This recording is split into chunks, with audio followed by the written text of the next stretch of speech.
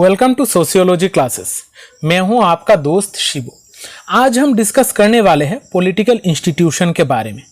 हम जब सोशियोलॉजी पढ़ते हैं, सोशियोलॉजी में हम बहुत सारे अलग अलग तरीके का सोशल इंस्टीट्यूशन को पढ़ते हैं, जैसे family, marriage, kinship, economic institution, political institution, इस तरीके का बहुत सारे इंस्टीट्यूशन को हम पढ़ते हैं। सोशल इंस्टीट्यूशन बेसिकली वो सारे सिस्टम होते हैं जो हमारी लाइफ में लॉन्ग टर्म तक चलती रहती है, जो हमारी लाइफ में बहुत ज़्यादा इन्फ्लुएंस करती है। इसी तरीके का एक इंस्टीट्यूशन पॉलिटिकल इंस्टीट्यूशन के बारे में आज हम पढ़ने वाले हैं।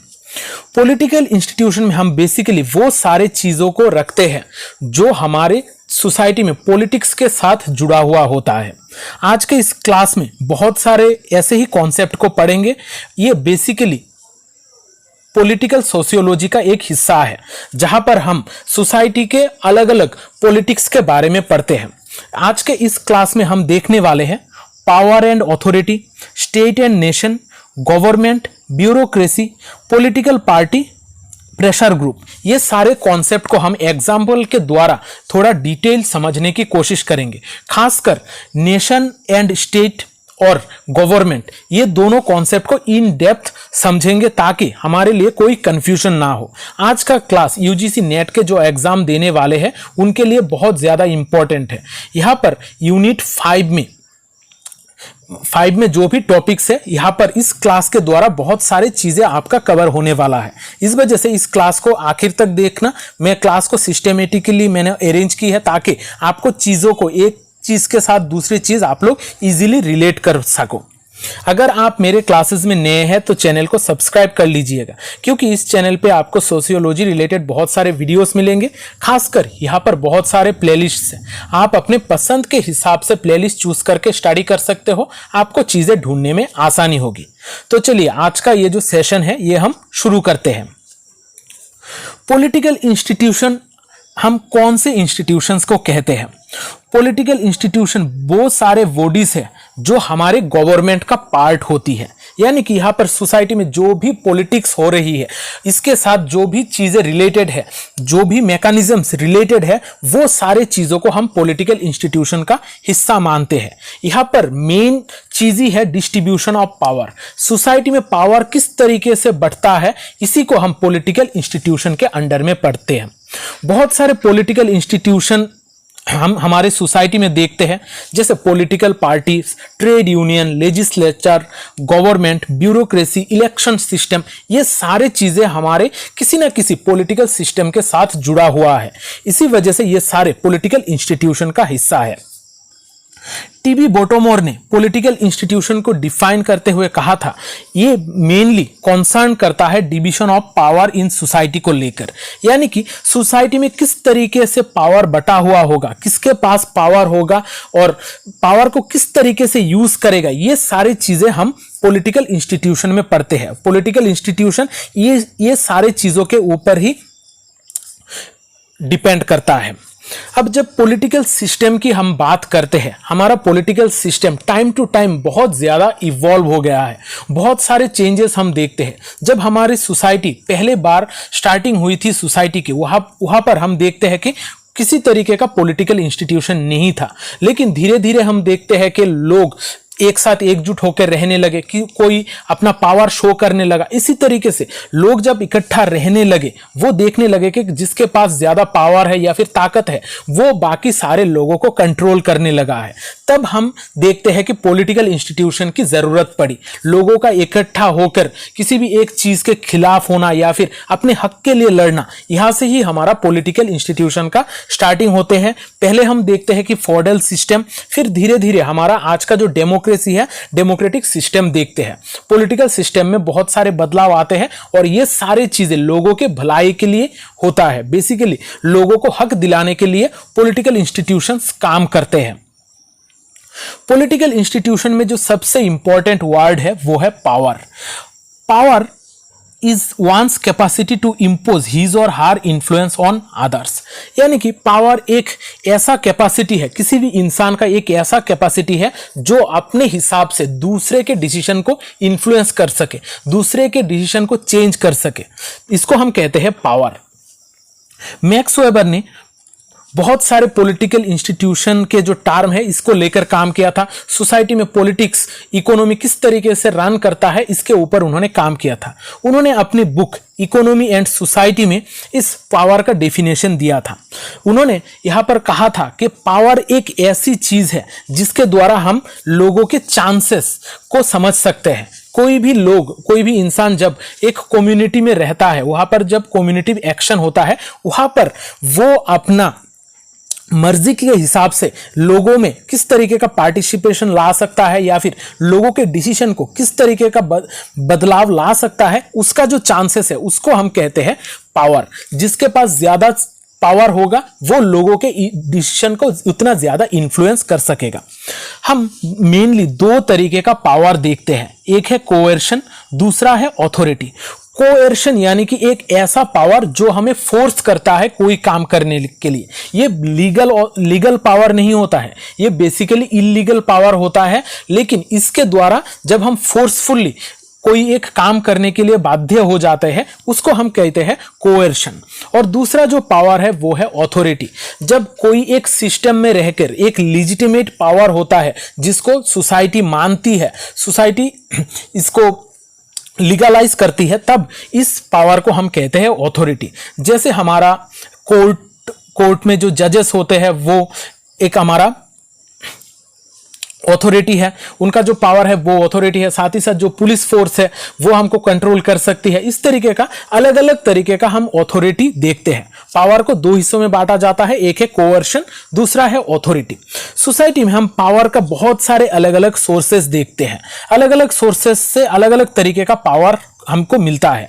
यहाँ पर पर्सनल पावर हो सकता है, यानी कि वो खुद का जो सेल्फ है उसके द्वारा उसके पास कुछ पावर हो सकती है। उसके नॉलेज के बेसिस पे प्रेस्टीज, इमोशन, कम्युनिटी, ये सारे चीजों के बेसिस पे अलग अलग तरीके का सोर्सेस से हमें पावर मिल सकती है। इस वजह से सोसाइटी में हर इंसान को, दो इंसान की पावर एक जैसा नहीं होता है, क्योंकि लोगों का कनेक्शन, उसका पोजीशन, ये सारी चीजें मैटर करता है पावर के केस में। अब देखते हैं ऑथोरिटी का कॉन्सेप्ट। ऑथोरिटी मैक्स वेबर का हिसाब से लेजिटिमेट पावर को ही ऑथोरिटी कहा जाता है, यानी कि लेजिटिमेट पावर इज ऑथोरिटी। जो चीज को लीगलाइज कर दी जाएगी, जिस पावर को लीगलाइज कर दिया जाएगा उसको कहा जाता है ऑथोरिटी।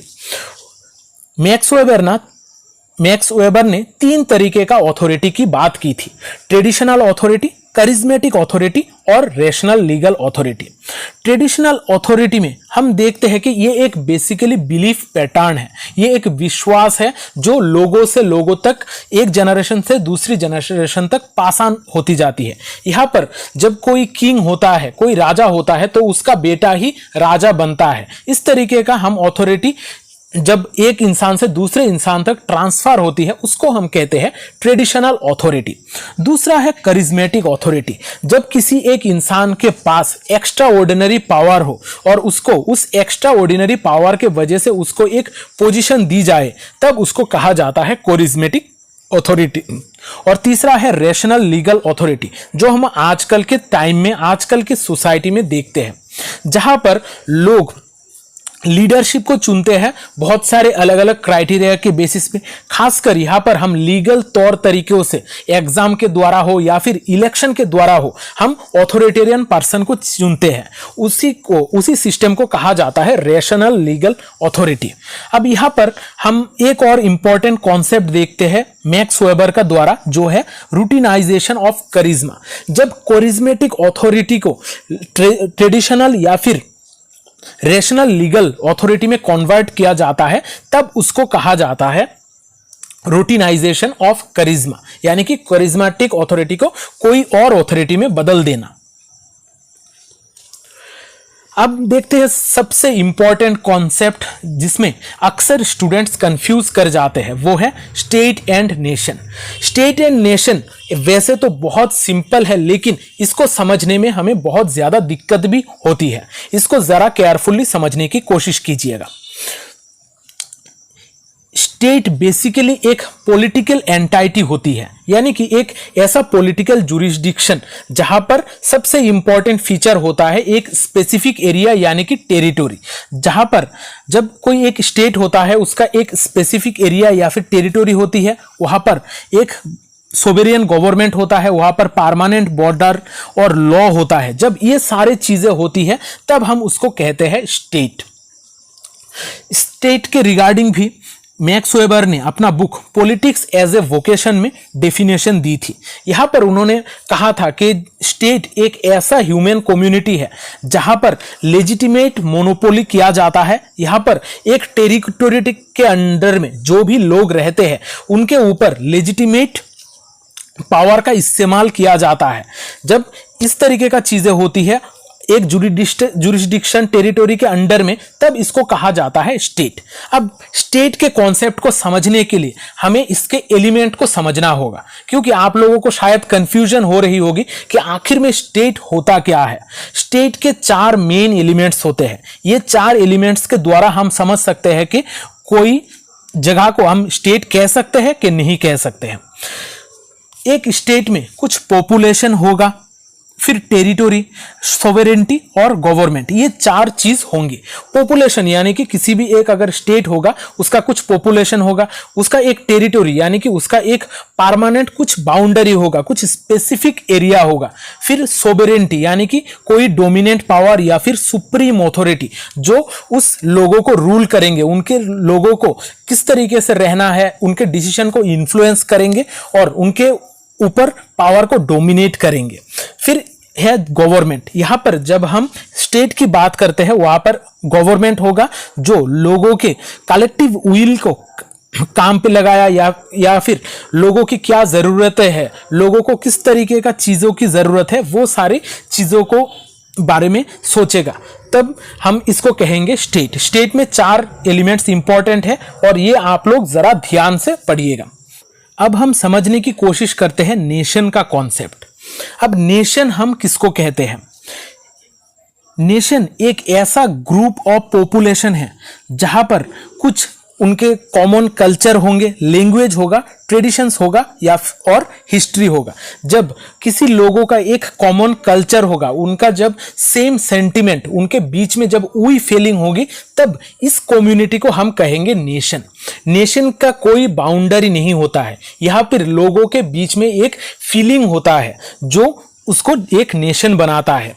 जैसे एग्जाम्पल के द्वारा आप चीजों को समझिएगा। यहाँ पर जब कोई बंगाली आदमी होता है, उसके साथ वो वेस्ट बंगाल में हो या फिर और किसी जगह पर हो, उनके बीच में एक कम्युनिटी का फीलिंग होता है, वही फीलिंग होता है। वो देश के किसी भी जगह पर जाए, जब एक दूसरे के साथ मिलेंगे तो उनके बीच में एक कनेक्शन होगा। इसी को हम कहते हैं नेशन, यानी कि वहां पर एक कम्युनिटी का फीलिंग होता है। इसी तरीके से जब हम इंडिया की बात करते हैं, हम जब इंडियन होते हैं, हम दुनिया के किसी भी कोने पे चले जाए, वहां पर जब लोगों के बीच में इंटरेक्शन होते हैं, तब उनके बीच में एक कम्युनिटी का फीलिंग होता है कि हम सारे इंडियंस हैं। इसी कॉन्सेप्ट को कहा जाता है नेशन। नेशन में कोई बाउंड्री नहीं होता है, यहाँ पर कुछ shared culture, language, tradition, history, ये सारी चीजें होती है, तभी एक नेशन का फॉर्मेशन होता है। अब आप लोग सोच रहे होंगे कि हमारे देश में तो हम कंट्री और स्टेट दोनों देखते हैं। स्टेट यानी कि जो अलग अलग राज्य है उसको हम नॉर्मली स्टेट कहते हैं, लेकिन यहाँ पर जो स्टेट है वो राज्य वाला स्टेट नहीं है। यहाँ पर जो स्टेट की बात की जा रही है ये है हमारा कंट्री वाला स्टेट। कंट्री में हमारा इंडिया जो कंट्री है उसका जो फीचर्स है लगभग स्टेट का फीचर्स उसी तरीके का है।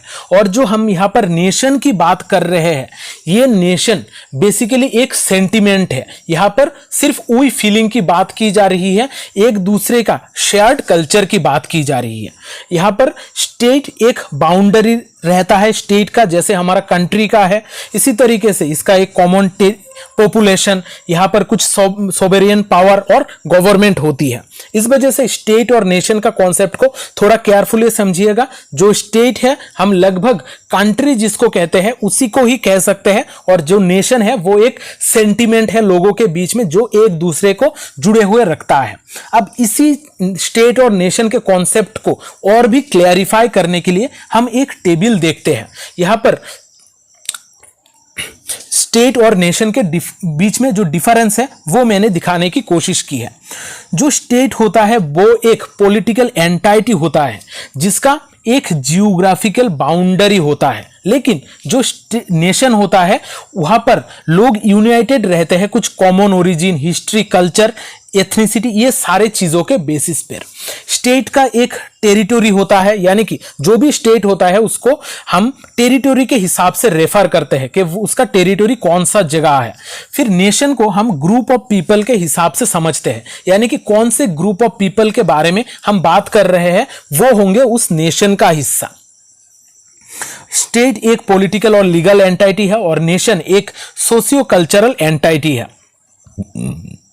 स्टेट को सोवेरियन पावर के द्वारा हम समझ सकते हैं कि सोवेरियन पावर होगा ही होगा। अगर किसी भी स्टेट में सोवेरेंटी नहीं है तो वो स्टेट नहीं हो सकता। लेकिन स्टेट के जब नेशन की बात हम करते हैं वहां पर कोई सोवेरेंटी की जरूरत नहीं होती है। स्टेट लॉज और रेगुलेशंस के द्वारा मेंटेन की जाती है। वहां पर लोगों को यूनाइटेड रखने के लिए लॉज और रेगुलेशन का यूज किया जाता है। लेकिन नेशन के केस में हम लोगों को यूनाइटेड करने के लिए उनके शेयर्ड हिस्ट्री और कल्चर का यूज कर सकते हैं। अब आशा करता हूं आपका स्टेट और नेशन को लेकर जो भी कंफ्यूजन है वो दूर हो चुकी है। अब यहां पर स्टेट और नेशन को लेकर बहुत सारे और भी टर्म्स है जो हमें बुक में देखने को मिलते हैं। अब इनको थोड़ा क्लैरिफाई करने की कोशिश करते हैं। पहला है नेशन स्टेट। नेशन स्टेट यानी कि जहां पर एक स्टेट और एक ही नेशन होगा तब इसको कहा जाएगा नेशन स्टेट। जैसे आइसलैंड, वहां पर जो लोग रहते हैं वो आइसलैंड के निवासी ही है, उनका सेम कल्चर है, उनके बीच में सेम कम्युनिटी का फीलिंग होता है। इस वजह से वो जो आइसलैंड है इसको हम कह सकते हैं नेशन स्टेट, यानी कि यहां पर स्टेट भी एक ही है और नेशन भी एक ही है। दूसरी तरफ जो हमारा कॉन्सेप्ट है वो है स्टेट नेशन का, जिसको हम मल्टीनेशनल स्टेट भी कहते हैं। यहां पर स्टेट नेशन के केस में स्टेट तो एक ही होगा लेकिन जो नेशन है वो बहुत सारे होंगे। जैसे हम इंडिया का एग्जाम्पल ले सकते हैं।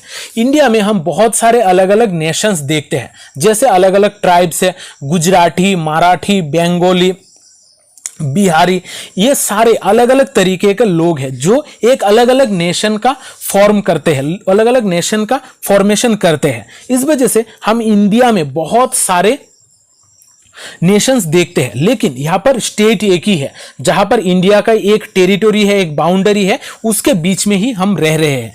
इस तरीके का जो जगह है इसको हम कहते हैं स्टेट नेशन, यानी कि यहां पर स्टेट एक ही है लेकिन नेशन बहुत सारे हैं। इसी तरीके का और भी नेशन है जैसे यूके, जहां पर स्कॉटिश, वेल्स, इंग्लैंड, आयरलैंड, ये सारे लोग जगह एक साथ मिलते हैं और वहां पर के जो लोग हैं वो भी एक ही बाउंड्री के अंडर रहते हैं, यूके में ही रहते हैं। इस तरीके का जो स्टेट होता है उसको हम कहते हैं स्टेट नेशन, जहां पर एक स्टेट होता है और बहुत सारे मल्टीपल नेशन, और नेशन स्टेट के केस में एक स्टेट और एक ही नेशन। ये चीज आप लोग जरा याद रखना। स्टेट नेशन का एग्जांपल में सबसे इंपॉर्टेंट एग्जांपल है हमारा इंडिया का एग्जांपल। इंडिया को स्टेट नेशन कहा जाता है। फिर जो नेशन की टाइप है वो है स्टेटलेस नेशन। स्टेटलेस नेशन वो नेशन है जहां पर उनका कोई बाउंड्री नहीं है, उनका कोई पर्टिकुलर रहने की जगह नहीं है, लेकिन वो लोग दुनिया के अलग अलग हिस्सों में रह रहे हैं, उनके बीच में एक कम्युनिटी का फीलिंग्स है। जैसे कुर्द्स, पैलेस्तानीस, इनका रहने के लिए कोई एक पर्टिकुलर जगह नहीं है, ये दुनिया के अलग अलग हिस्सों में रहते हैं। इस तरीके का नेशन को हम कहते हैं स्टेटलेस नेशन। फिर है डायस्पोरा। डायस्पोरा एक ऐसा नेशन है जहां पर लोग उनके होमलैंड पर नहीं रहते हैं, जहां पर वो उनके होमलैंड से बाहर दूर कहीं पर रहते हैं, लेकिन उनके बीच में एक कनेक्शन होता है, होमलैंड को लेकर एक लगाव होता है। इस तरीके का नेशन को हम कहते हैं डायस्पोरा। जैसे एग्जाम्पल के तौर पे जूइस जो है वो अपने होमलैंड से ज्यादा वर्ल्ड के अलग अलग हिस्सों में ज्यादा पाए जाते हैं।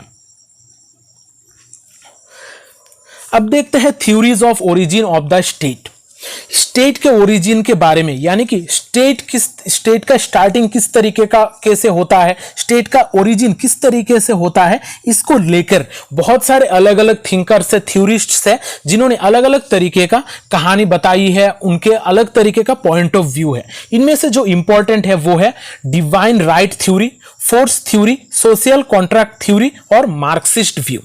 डिवाइन राइट थ्योरी में कहा जाता है ये जो स्टेट का फॉर्मेशन है इसका मेन रीजन है भगवान ने जो राजा महाराजा होते हैं उनको राइट दिया है लोगों को रूल करने के लिए, उनको एक ऑथोरिटेरियन पर्सन बनाकर दुनिया में भेजा है। इस वजह से जो राजा होता है वो भगवान का ही दूत होता है। इस तरीके का सोच से बहुत सारे स्टेट है जो क्रिएट होता है, ये बहुत सारे थिंकर का मानना है। फिर है फोर्स थ्योरी।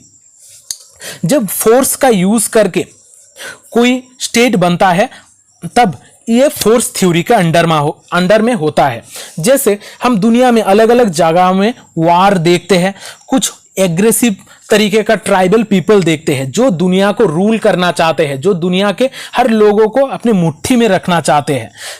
जब लोगों ने ये सारी चीजों से बचने के लिए एक स्टेट का फॉर्मेशन किया कि वो लोग एक जगह पर रहेंगे, एक साथ मिलकर रहेंगे, उनका कुछ गवर्नमेंट होगा, ये सारी चीजें उन्होंने क्रिएट करना स्टार्ट कर दी थी। ये सारे फोर्सेस वार और पावरफुल लोगों से बचने के लिए उन्होंने एक स्टेट का क्रिएशन किया था। इसी थ्योरी को कहा जाता है फोर्स थ्योरी, जहां पर फोर्स से बचने के लिए, वार से बचने के लिए जब लोगों ने स्टेट का फॉर्मेशन किया है। इस थ्योरी को सपोर्ट करते हैं फ्रेडरिक हेगल, इमानुएल कांत और जॉन बार्नहार्डी। ये जो नाम है ये आप लोग थोड़ा याद रखिएगा क्योंकि यूजीसी नेट ये इनमें से क्वेश्चन पूछता है। फिर जो थ्योरी है वो है सोशल कॉन्ट्रैक्ट थ्योरी। यहां पर इस थ्योरी में कहा जाता है कि जो स्टेट है उसका फॉर्मेशन होता ही है लोगों के बीच में कॉन्ट्रैक्ट के वजह से। लोग एक दूसरे के साथ सोसाइटी में रहते हैं और सोसाइटी में एक दूसरे के साथ रहने के लिए वहां पर काम किस तरीके से होगा, किसको किस तरीके का अपॉर्चुनिटी प्रोवाइड किया जाएगा, इन सारे चीजों को करने के लिए लोगों ने स्टेट का फॉर्मेशन किया है। इसी थ्योरी को कहा जाता है सोशल कॉन्ट्रैक्ट थ्योरी, यानी कि लोग इकट्ठा आते हैं और एक कॉन्ट्रैक्ट में बंध जाते हैं, एक स्टेट का फॉर्मेशन करते हैं लोगों की भलाई के लिए, लोगों को एक सटीक डायरेक्शन में मोबिलाइज करने के लिए। ये सोशल कॉन्ट्रैक्ट थ्योरी के जो मेन एक्सपोनेंट्स है जिन्होंने इसको सपोर्ट किया है वो है हॉब्स, लॉक और रोसो। ये नाम भी थोड़ा याद रख लीजिएगा। फिर और एक व्यू है मार्क्सिस्ट व्यू। जो मार्क्सिस्ट आइडियोलॉजी को फॉलो करते हैं वो कहते हैं कि स्टेट का जो फॉर्मेशन है इसका मेन रीजन ही है क्लास स्ट्रगल। क्लास स्ट्रगल के वजह से ही हमारा सोसाइटी में स्टेट का फॉर्मेशन होता है। अब देखते हैं गवर्नमेंट का कॉन्सेप्ट। गवर्नमेंट जो वर्ड है अभी तक हमने बहुत बार इसके बारे में बात की थी। स्टेट का जो एक मेन एलिमेंट है उसमें भी गवर्नमेंट है। गवर्नमेंट एक ऐसा सिस्टम है जहां पर कुछ एक ग्रुप ऑफ पीपल लोगों को ऑर्गेनाइज करते हैं और उनको रूल करते हैं। यानी कि यहां पर जो ऑर्गेनाइज्ड कम्युनिटी है उसको जब गवर्न किया जाता है उसको हम कहते हैं गवर्नमेंट। नॉर्मली किसी भी स्टेट का एक अपना अलग तरीके का गवर्नमेंट होता है। गवर्नमेंट एक ऐसा एजेंसी है या फिर एक ऐसा मशीनरी है जो लोगों के लिए पब्लिक पॉलिसीज तैयार करती है, लोगों के लिए उनका जो इंटरेस्ट है उसको, उनके कॉमन इंटरेस्ट को प्रमोट करता है, उनका कॉमन अफेयर्स को रेगुलेट करने की कोशिश करता है। इन जनरल अगर हम बात करें लोगों का भलाई के लिए जो सारे काम है वो करता है गवर्नमेंट। हर गवर्नमेंट में नॉर्मली 3 तरीके का ऑर्गेनाइजेशन हमें देखने को मिलता है, लेजिस्लेटिव, एग्जीक्यूटिव और जुडिशरी। यहाँ पर जब लेजिस्लेटिव की बात की जाती है, लेजिस्लेटिव एक ऐसा ऑर्गेनाइजेशन है जो कानून बनाती है, जो लोगों के भलाई के लिए कानून बनाती है। फिर एग्जीक्यूटिव उसको इंप्लीमेंट करता है, सोसाइटी में उसको स्टेट में इंप्लीमेंट करता है और एडमिनिस्टर करता है। और जुडिशरी का जो सिस्टम है वो लॉज के द्वारा इसको समझने की कोशिश करता है, लोगों के भलाई के लिए इसको इंप्लीमेंट किया गया है या फिर लोगों का गलत हो रहा है, लोग इसको इस्तेमाल कर पा रहे हैं कि नहीं कर पा रहे हैं, ये सारे चीजों के बारे में देखरेख करता है जुडिशरी। यानी कि लेजिस्लेटिव कानून तैयार करता है, एग्जीक्यूटिव इसको अप्लाई करता है और जुडिशरी इसको देखरेख करता है अच्छी तरीके से इंप्लीमेंटेशन के लिए। अब गवर्नमेंट का हम वर्ल्ड में अलग अलग तरीके का टाइप्स ऑफ गवर्नमेंट देखते हैं, जहां पर हम किसी जगह पर डेमोक्रेसी, कहीं पर डिक्टेटरशिप, फिर रिपब्लिक, एरिस्टोक्रेसी, मोनार्की, एनार्की, ये सारे अलग अलग तरीके का फॉर्म्स हम देखते हैं गवर्नमेंट का। यहाँ पर इनसे भी और भी अलग तरीके का और भी बहुत सारे फॉर्म्स ऑफ गवर्नमेंट हैं। अब ये फॉर्म्स ऑफ गवर्नमेंट को एक एक करके हम समझते जाते हैं। पहला जो फॉर्म ऑफ गवर्नमेंट है, यानी कि जो टाइप ऑफ गवर्नमेंट है, वो है मोनार्की।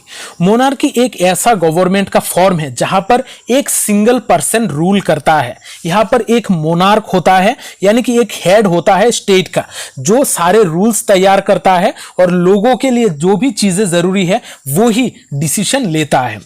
फिर है ओलिगार्की। ओलिगार्की में एक small group of people rule करते हैं। यहां पर बेसिकली जो ग्रुप ऑफ पीपल होते हैं वो वेल्दी पीपल, यानी कि जिनके पास ज्यादा पैसा होता है, वो लोग होते हैं जो बाकी लोगों को कंट्रोल करते हैं और उनके पास पावर होता है। इस तरीके के गवर्नमेंट को कहा जाता है ओलिगार्की। फिर है डिक्टेटरशिप। डिक्टेटरशिप नाम आजकल आप लोगों ने बहुत बार सुना ही होगा। डिक्टेटरशिप एक ऐसा फॉर्म ऑफ गवर्नमेंट है जहां पर एक सिंगल पर्सन रूल करता है।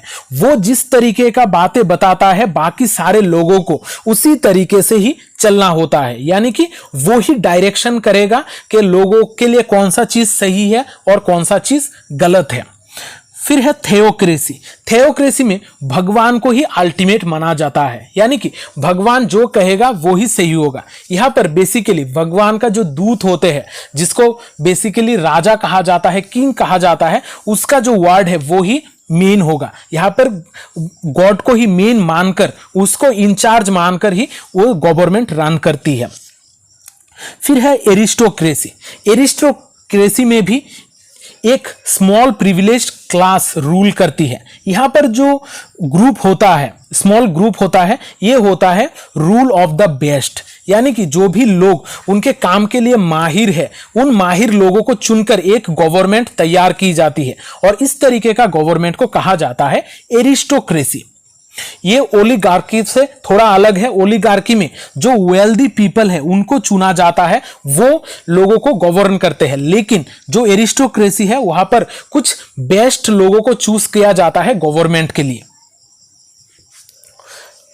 फिर जो फॉर्म ऑफ गवर्नमेंट है वो है ऑटोक्रेसी। ऑटोक्रेसी भी एक ऐसा फॉर्म ऑफ गवर्नमेंट है जहां पर सिंगल पर्सन रूल करता है। जो सुप्रीम पावर होता है वो सिर्फ एक ही इंसान के पास होता है। फिर हम देखते हैं एनार्की। एनार्की एक ऐसा सोसाइटी है जहां पर कोई भी रूलर नहीं है, यानी कि कोई भी व्यक्ति वहां पर रूल नहीं कर रहा है। यहां पर एक स्टेटलेस सोसाइटी के बारे में बात की जाती है, जहां पर नॉर्मल सोसाइटी को एक स्टेटलेस सोसाइटी, यानी कि कोई भी रूलर नहीं रहेगा, इस तरीके का सोसाइटी के साथ रिप्लेस करने की बात की जाती है। फिर एक और इंपॉर्टेंट तरीके का गवर्नमेंट है टोटलिटेरियनिज्म। यहां पर जो टोटल वे ऑफ लाइफ है उसको कंट्रोल करने की बात की जाती है। यहां पर जो गवर्नमेंट होता है वो लोगों का पब्लिक लाइफ और प्राइवेट लाइफ सारे एस्पेक्ट को कंट्रोल करता है और उनका लाइफ को रेगुलेट भी करता है, यानी कि टोटल वे ऑफ लाइफ को कंट्रोल करने को ही टोटलिटेरियनिज्म कहा जाता है। फिर जो सबसे इंपॉर्टेंट फॉर्म ऑफ गवर्नमेंट है वो है डेमोक्रेसी। डेमोक्रेसी आजकल की दुनिया में सबसे इंपॉर्टेंट एक चीज है। हमारा इंडिया भी एक डेमोक्रेटिक कंट्री है। डेमोक्रेसी में बेसिकली लोगों के द्वारा गवर्नमेंट को चुना जाता है। यहाँ पर जो गवर्नमेंट होता है वो लोगों के भलाई के लिए होता है और वो चुना भी जाता है लोगों के द्वारा ही। अब्राहम लिंकन ने डेमोक्रेसी को डिफाइन करते हुए कहा था, democracy is a government of the people, by the people and for the people. यानी कि जो गवर्नमेंट होगा वो लोगों के द्वारा ही चुना जाएगा और वो काम भी करेगा लोगों के लिए ही। ये डेफिनेशन आप लोग याद रखिएगा क्योंकि ये डेफिनेशन बहुत इंपॉर्टेंट है। ये डेफिनेशन को दिया था अब्राहम लिंकन ने। अब देखते हैं ब्यूरोक्रेसी का कॉन्सेप्ट। ब्यूरोक्रेसी के ऊपर भी मैक्स वेबर ने बहुत ज्यादा काम किया था। यहां पर ब्यूरोक्रेसी एक ऐसा सिस्टम है जहां पर रिटन रूल्स के द्वारा या फिर ओरल रूल्स के द्वारा सोसाइटी को चलाया जाता है। यहां पर कुछ ऑर्गेनाइजेशन होते हैं, कुछ प्रोसेसेस होते हैं जो हमारे सोसाइटी के तौर तरीकों को कंट्रोल करते हैं। ब्यूरोक्रेसी को डिफाइन करते हुए मैक्स वेबर ने कहा है कि bureaucracy is the purest type of exercise of legal authority with a hierarchy of paid full time officials who form a chain of command. यानी कि ब्यूरोक्रेसी एक ऐसा सिस्टम है जहां पर लीगल अथॉरिटी एक्सरसाइज किया जाता है, लोगों को चुना जाता है कुछ ऑफिशियल पोजीशंस के लिए। यहां पर हायरार्की के बेस पे किसको कितना सैलरी मिलेगा इसके बेसिस पे लोगों को हायरार्की में रखा जाता है और वो किस तरीके का काम करेंगे वो भी डिसाइड कर दिया जाता है। यहां पर ब्यूरोक्रेसी में कुछ ऑफिशियल होते हैं जो अपना काम करते हैं, ये हायरार्किकल बेसिस पर होता है। रॉबर्ट मिशेल ने अपना बुक पॉलिटिकल पार्टीज में इस ब्यूरोक्रेटिक सिस्टम को क्रिटिसाइज किया था। उन्होंने कहा है कि जो डेमोक्रेटिक सिस्टम है, डेमोक्रेसी में ये जो ब्यूरोक्रेटिक सिस्टम है ये एक बहुत गलत चीज है। इसको उन्होंने आयरन लॉ ऑफ ओलिगार्की कहा था। उन्होंने कहा है कि जो ब्यूरोक्रेटिक सिस्टम है, ब्यूरोक्रेटिक सिस्टम में कुछ ही लोगों के पास पावर होता है, जिनको चुना जाता है, जिन भी ऑफिशियल्स को चुना जाता है उनके पास ही पावर होता है और वो अपने मर्जी के मुताबिक काम करते हैं, वो अपने मर्जी के मुताबिक पॉलिसीज तैयार करते हैं। यानी कि यहाँ पर लोगों के बारे में सोचा नहीं जाता है, सिर्फ ब्यूरोक्रेट्स जो होते हैं वो ही सबसे पावरफुल होते हैं। इसी सिस्टम को रॉबर्ट मिशेल ने कहा था आयरन लॉ ऑफ ओलिगार्की, जहां पर उन्होंने ब्यूरोक्रेसी को क्रिटिसाइज किया था। मैक्स वेबर ने 6 प्रिंसिपल ऑफ ब्यूरोक्रेसी के बारे में बात की थी, यानी कि 6 ऐसा प्रिंसिपल जो ब्यूरोक्रेसी में होना ही चाहिए। ऑथोरिटेरी हायरार्की, यानी कि जो ऑथोरिटेरी होंगे, जो ऑथोरिटेरियन पर्सन्स होंगे वो लोग हायरार्की में रहेंगे। वहां पर हाईएस्ट कोई रैंक का ऑफिशियल होगा उसके निचले होगा, इस तरीके से हायरार्की में अलग अलग ऑथोरिटेरी हो गया। फिर है फॉर्मल रूल्स एंड रेगुलेशन। यहाँ पर लिखे हुए कुछ रूल्स और रेगुलेशंस होंगे ब्यूरोक्रेसी में। यहाँ पर हमें डिवीजन ऑफ लेबर देखने को मिलता है क्योंकि अलग अलग लोग अलग अलग स्किल्स में स्पेशलाइज्ड होते हैं, वो उस काम को बेहतर कर सकते हैं। इस वजह से ब्यूरोक्रेटिक सिस्टम में हम डिवीजन ऑफ लेबर देखते हैं। ये जो सिस्टम है ये इम्पर्सनल है। यहां पर पर्सनल फायदे के लिए लोग नहीं काम करते हैं। यहां पर सिस्टमेटिकली चीजों को अरेंज किया जाता है उनके स्किल के हिसाब से। यहां पर करियर ओरिएंटेशन भी होता है, यानी कि जिसका जितना ज्यादा पढ़ाई लिखाई है या फिर जो जितना ज्यादा स्किलफुल है उसको उतना बेहतर पोजीशन मिलेगा, उसका करियर उतना ही बेहतर होगा। यहाँ पर जो सिलेक्शन प्रोसेस है वो फॉर्मल है, यानी कि एक सिस्टमेटिक वे में यहाँ पर लोगों का सिलेक्शन किया जाएगा। ये 6 प्रिंसिपल्स के बारे में बात की थी मैक्स वेबर ने। अब देखते हैं पॉलिटिकल पार्टीज का कॉन्सेप्ट। हम यहाँ पर पॉलिटिकल इंस्टीट्यूशंस को पढ़ रहे हैं, पॉलिटिकल इंस्टीट्यूशंस को पढ़ रहे हैं और पॉलिटिकल पार्टीज के बारे में ना पढ़े ये हो ही नहीं सकता है। अब पॉलिटिकल पार्टी हम किसको कहते हैं? पॉलिटिकल पार्टी एक ऐसा ग्रुप ऑफ पीपल होता है जो पॉलिटिकली ऑर्गेनाइज होता है। यहां पर बेसिकली वो गवर्नमेंट को कंट्रोल करने के लिए, अपने आप को लीडरशिप पोजीशन पे रखने के लिए कोई एक पॉलिटिकल पार्टी तैयार होती है जो यहां पर गवर्नमेंट को रन करना चाहती है। मैक्स वेबर ने पॉलिटिकल पार्टी को भी डिफाइन किया था। उन्होंने कहा था कि पॉलिटिकल पार्टी एक ऐसा ऑर्गेनाइज्ड स्ट्रक्चर है जो कैंडिडेट्स को प्रमोट करती है, जो इलेक्शन में कॉन्टेस्ट करती है ताकि पावर को कैप्चर कर सके, यानी कि जो पावर है वो अपने पास ला सके। अलग अलग पार्टीज का मेन मोटिव यही होता है कि पावर को कैप्चर करना। यहां पर वो लोग कैंडिडेट्स को प्रमोट करते हैं और साथ ही साथ इलेक्शन में कॉन्टेस्ट करते हैं पावर को कैप्चर करने के लिए। पॉलिटिकल पार्टीज का कुछ कैरेक्टरिस्टिक्स हम देखते हैं। यहां पर कुछ ऑर्गेनाइज फॉर्म ऑफ पीपल होते हैं, कुछ लोग होते हैं ऑर्गेनाइज्ड, उनके कुछ आइडियोलॉजी और प्रिंसिपल होते हैं। साथ ही साथ वो एक नेशन के कॉन्स्टिट्यूशनल स्ट्रक्चर में पॉलिटिकल पार्टी फॉर्म करते हैं। यहां पर वो लोग इलेक्शन में कॉन्टेस्ट करते हैं और साथ ही साथ पब्लिक ओपिनियन को मोबिलाइज करने की कोशिश करते हैं कि पब्लिक का क्या जरूरतें है, उनके बातों को लोगों तक पहुंचाने की और गवर्नमेंट में जो रह रहे हैं उन तक पहुंचाने की भी कोशिश करते हैं। इस वजह से हमारे सोसाइटी में पॉलिटिकल पार्टीज का इंपॉर्टेंस बहुत ज्यादा है। अब देखते हैं types of political participation. Political system में बहुत सारे लोग पार्टिसिपेट करते हैं। हर इंसान का अलग अलग तरीके का पार्टिसिपेशन होता है। लेस्टर मिलबार्थ ने 4 तरीके का पॉलिटिकल पार्टिसिपेशन की बात की थी। पहला है पॉलिटिकल एपाथेटिक। पॉलिटिकल एपाथेटिक में वो सारे लोग होते हैं जो पॉलिटिकल एक्टिविटी के बारे में अनअवेयर होते हैं, यानी कि सरकार में क्या चल रहा है, पॉलिटिकल सिचुएशन क्या हो रहा है, ये सारी चीजों के बारे में उनका कोई लेन देन है ही नहीं। बहुत सारे टाइप्स अभी तक ऐसे हैं जो इस तरीके का पॉलिटिकल एपाथेटिक सिस्टम में है, यानी कि वो लोग पॉलिटिकल एक्टिविटीज के बारे में अनअवेयर है। साथ ही साथ जो छोटे बच्चे होते हैं वो भी पॉलिटिक्स के बारे में नहीं जानते हैं, वो भी इसी कैटेगरी के अंडर में आते हैं।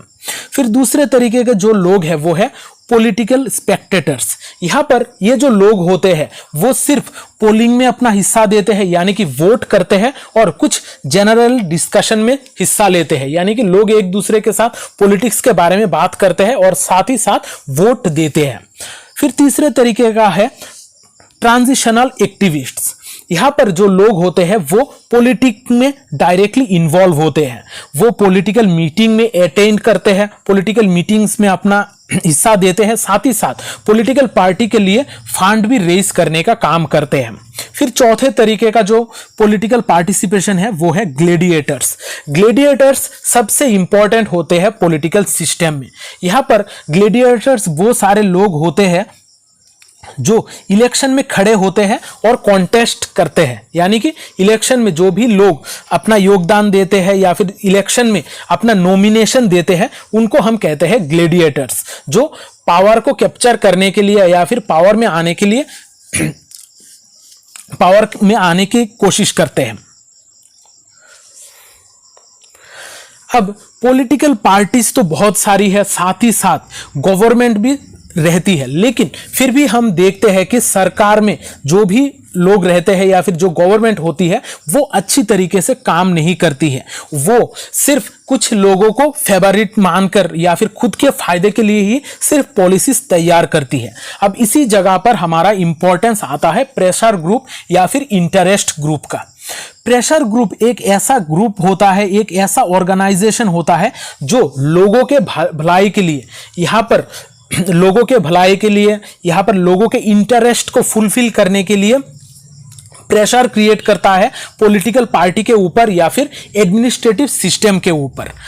जब इस तरीके का कोई ग्रुप होता है तब हम इसको कहते हैं प्रेशर ग्रुप, जो प्रेशर क्रिएट करता है सरकार के ऊपर, पॉलिटिकल पार्टी के ऊपर लोगों के भलाई के लिए। यहां पर प्रेशर ग्रुप जो होता है वो पॉलिटिकल पार्टी से थोड़ा अलग होता है। अभी हमने देखा है कि पॉलिटिकल पार्टी का जो मेन एम होता है वो होता है पावर कैप्चर करना, लेकिन जो प्रेशर ग्रुप होता है उसका मेन एम कभी भी पावर कैप्चर नहीं होता है।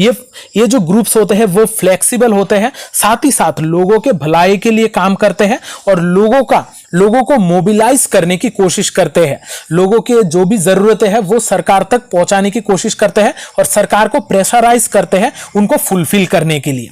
यहाँ पर प्रेशर ग्रुप में सिर्फ डोमिनेंट ग्रुप्स ही नहीं, यानी कि जो लोग पैसे वाले हैं, जिनके पास पावर है, वो ही सिर्फ प्रेशर ग्रुप का हिस्सा नहीं होते हैं। इनके साथ साथ जो भी डिप्राइव्ड सेक्शन के लोग होते हैं वो भी प्रेशर ग्रुप के लोग हिस्सा होते हैं। डिप्राइव्ड सेक्शन के लोग जब इकट्ठा होकर कोई ग्रुप बनाते हैं, सरकार को अपनी बात पहुंचाते हैं, तब भी सरकार प्रेशर में आता है और उनके हिसाब से उनको पॉलिसीज तैयार करना पड़ता है। यानी कि प्रेशर ग्रुप में जो डोमिनेंट ग्रुप के लोग हैं वो भी, साथ ही साथ डिप्राइव्ड सेक्शन के जो लोग हैं वो भी प्रेशर ग्रुप का हिस्सा हो सकते हैं। अब प्रेशर ग्रुप और इंटरेस्ट ग्रुप ये लगभग एक जैसा ही, लेकिन फिर भी इसमें छोटा डिफरेंस है। प्रेशर ग्रुप वो सारे लोग होते हैं, ग्रुप होते हैं जो प्रेशर क्रिएट करते हैं गवर्नमेंट के ऊपर, लेकिन इंटरेस्ट ग्रुप वो सारे लोग होते हैं जो अपने इंटरेस्ट के लिए सरकार के ऊपर प्रेशर क्रिएट करने की कोशिश करते हैं। प्रेशर ग्रुप में वो खुद के इंटरेस्ट के लिए नहीं भी हो सकता है, सिर्फ दूसरों की भलाई के लिए प्रेशर क्रिएट कर सकते हैं। लेकिन इंटरेस्ट ग्रुप में वो लोग होते हैं जो प्रेशर तो क्रिएट करते हैं, लेकिन सबसे पहले खुद के भलाई के लिए सोचते हैं और खुद के इंटरेस्ट के लिए वो लोग प्रेशर क्रिएट करने की कोशिश करते हैं। तो आज के इस क्लास में हमने बहुत सारे कॉन्सेप्ट को डिस्कस की है। यहाँ पर बहुत अच्छी तरीके से मैंने नोट्स को तैयार करने की कोशिश की है। फिर भी अगर आपको दिक्कत आए तो आप लोग नोट्स वापस देख लीजिएगा, क्लास को रिपीट करके देख लीजिएगा। आज का क्लास आप लोगों को कैसा लगा है कमेंट करके जरूर बताइएगा, क्योंकि आपके कमेंट के द्वारा ही मुझे पता चलता है कि क्लासेस किस तरीके से हो रही है, मुझे क्लासेस में किस तरीके का बदलाव करना चाहिए या फिर कौन से क्लासेस कराने चाहिए। तो आज का ये जो वीडियो है इसको लाइक और शेयर भी जरूर कीजिएगा, क्योंकि शेयरिंग इज केयरिंग। मिलते हैं अगले क्लास में, तब तक अच्छे रहिए, स्वस्थ रहिए और लोगों में प्यार बांटते रहिए। जय हिंद।